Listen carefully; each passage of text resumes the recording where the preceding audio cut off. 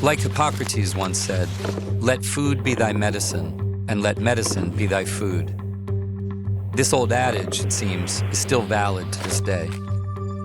Are you keto, are you paleo, are you pescatarian, are you vegan or plant-based or whatever it is, you can be what you want, but you gotta eat healthy food, you gotta eat whole foods. And that means in general, regardless of which one of those things you are, you gotta eat a lot of plants. You know what I mean? And you have to have some high quality protein. I think diet is one of the most cost-effective ways to increase your health.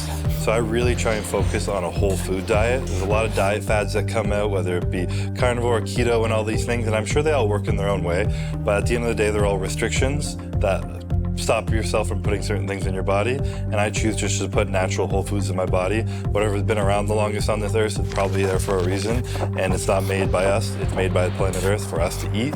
So that's how I typically build my diet, as natural as possible. If you switch to mostly plant-based diet, this can easily add 2, 3, 5 healthy and happy years to your life. I'm not religious about being plant-based. I occasionally eat meat or fish, but I'm also very focused to consume as much vegetables as possible. I do have a whole plant diet, and at the end of the day, try and minimize my animal proteins that I bring in. I love being vegetarian. It can be weird when you're with a bunch of guys going to a steakhouse.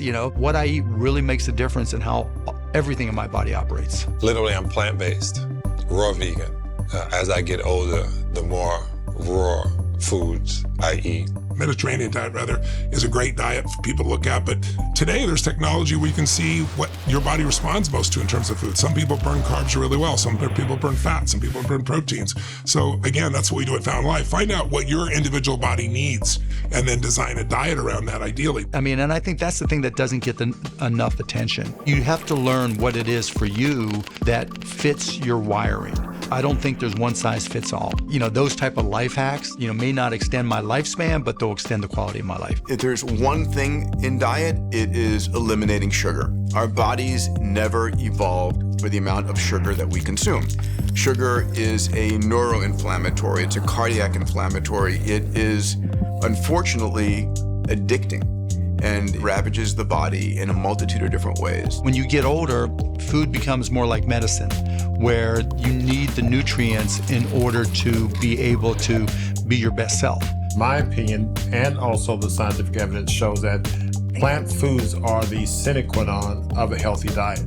And so in our experience, the sicker the patients are, the more they have to rely on a 100% plant-based diet. So there's been a lot of debate as to which diet is best, but overwhelmingly it seems that at the moment, the best diet or the best evidence for a diet would be the Mediterranean diet. So this is things like lots of fruits, vegetables, fish, olive oil, nuts, seeds. Those are the things that seem to actually improve our health and improve the aging process. I eat a 95% plant-based diet. I eat a little bit of fish, and so occasionally we'll have a little bit of cheese or dairy in my diet.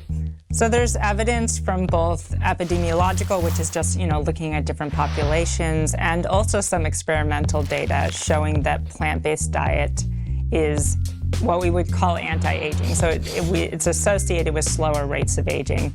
So from the epidemiological perspective, you can look at kind of these longest lived populations around the world, which live in these areas called blue zones. And they tend to be, although not exclusively plant-based, mostly plant-based. In terms of whether specific diet approaches to dietary components are good or bad, look, everybody's trying to sell you something. Vegetarians are generally better off, but are they better off because they're not eating all the gunk that comes with meat? Or are they better off just because vegetarians tend to eat fewer calories? Even a question as simple as that, nobody can tell you the answer. So just basically eat sensibly and keep the calories lower. The most practical things that people can do: one, identify the worst version of yourself, and you know who that person is. In me, it was Evening Bryan. 5 p.m. to 10 p.m., he ate junk food and way too much every single night, and I couldn't stop him. You have your own version of Evening Bryan. Who is that person? When do they show up? What are their arguments? And what can you do to develop a plan to stop them? So in my case, I fired Evening Bryan and said, you cannot make decisions anymore.